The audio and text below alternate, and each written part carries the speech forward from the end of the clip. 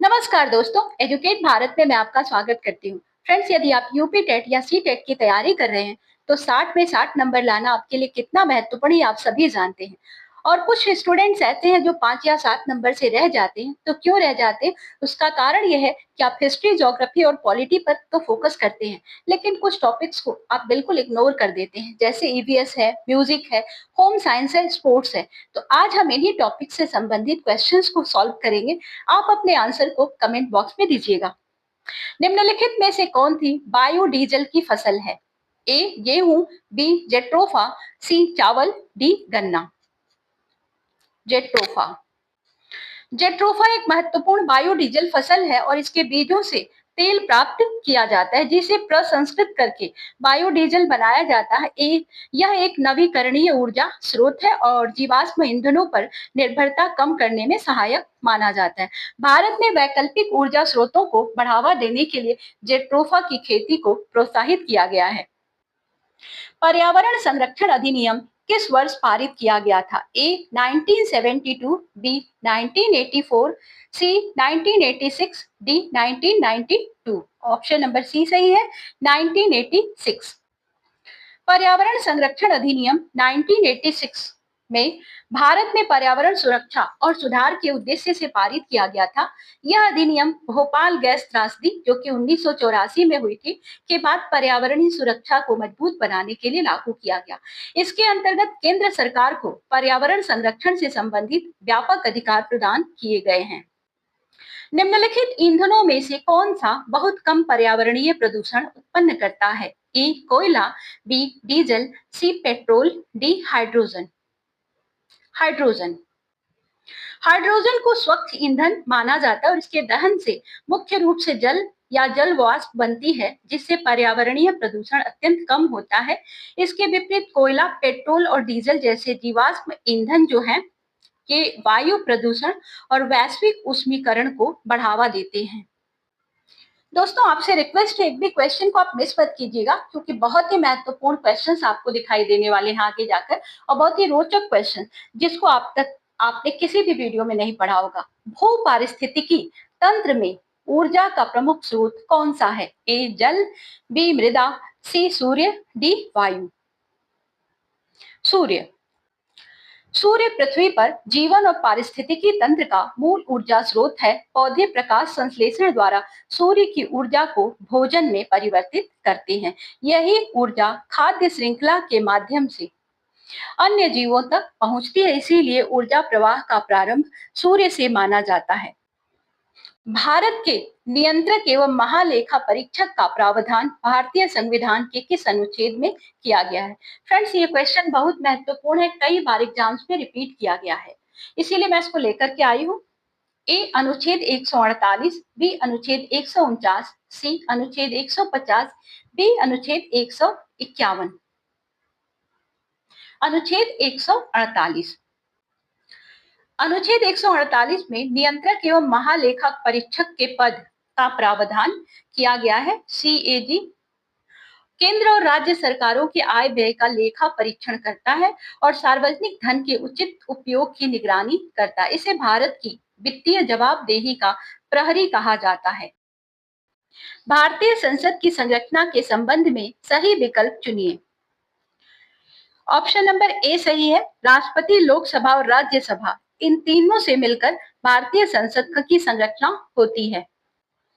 भारतीय संसद 3 अंगों से मिलकर बनती है, राष्ट्रपति, लोकसभा और राज्यसभा।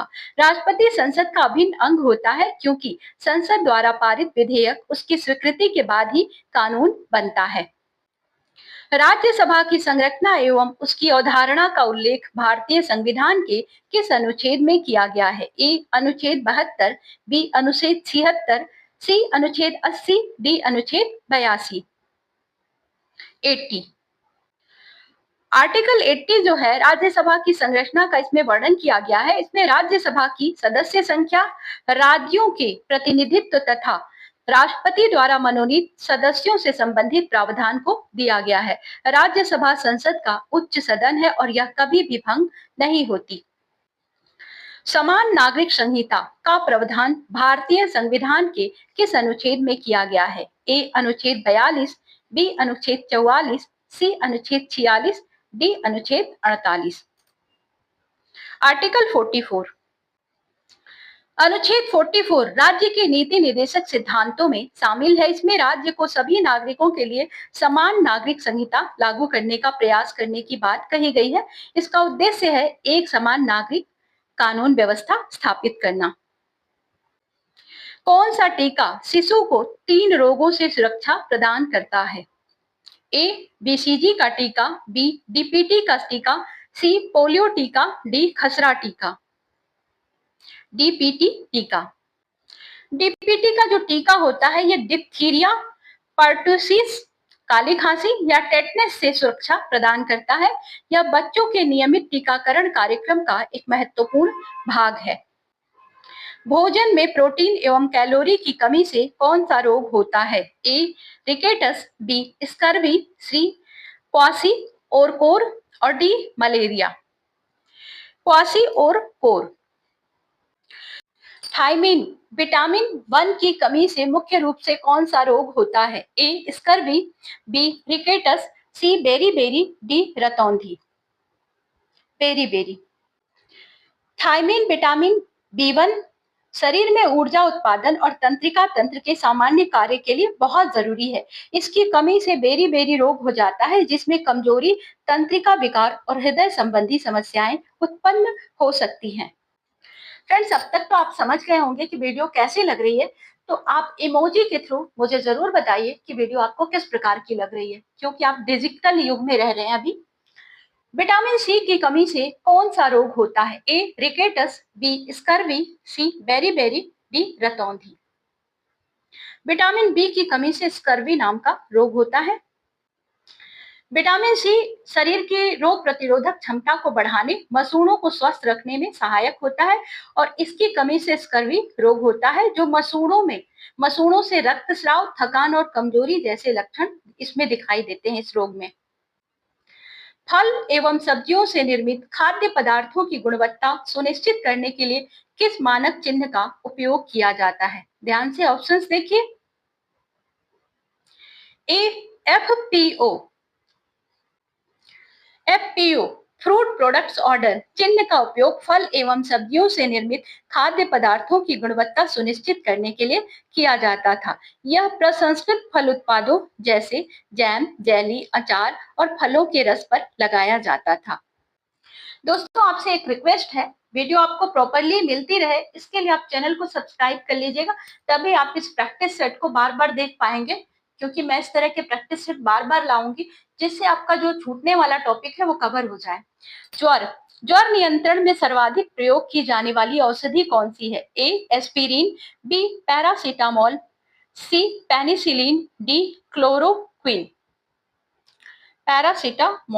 पैरासीटामोल को बुखार को कम करने और हल्के से मध्यम दर्द को नियंत्रित करने के लिए व्यापक रूप से इसका उपयोग किया जाता है। यह ऐसी औषधि है और शरीर के तापमान को नियंत्रित रखने में भी प्रभावी मानी जाती है। भारत में आर्सेनिक द्वारा भूजल प्रदूषण की समस्या सबसे अधिक किस राज्य में पाई जाती है? ए राजस्थान, बी पंजाब, सी पश्चिम बंगाल, डी गुजरात। पश्चिम बंगाल। पश्चिम बंगाल के कई जिलों में आर्सेनिक की मात्रा सुरक्षित सीमा से अधिक पाई गई है और लंबे समय तक आर्सेनिक युक्त जल का सेवन यदि आप करते हैं तो त्वचा संबंधी, तंत्रिका संबंधी विकार और कैंसर जैसी गंभीर समस्याएं उत्पन्न हो सकती हैं। सरसों के बीजों में मिलावट के लिए निम्नलिखित में से किस जंगली पौधे के बीजों का उपयोग किया जाता है? ए दूब घास, बी बथुआ, सी पार्थेनियम, डी आरजे मोन।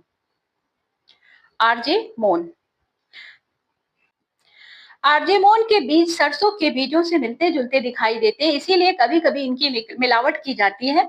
आर्जेमोन युक्त तेल स्वास्थ्य के लिए बहुत हानिकारक होता है, इससे एपिडेमिक डाप्सी नामक रोग हो सकता है।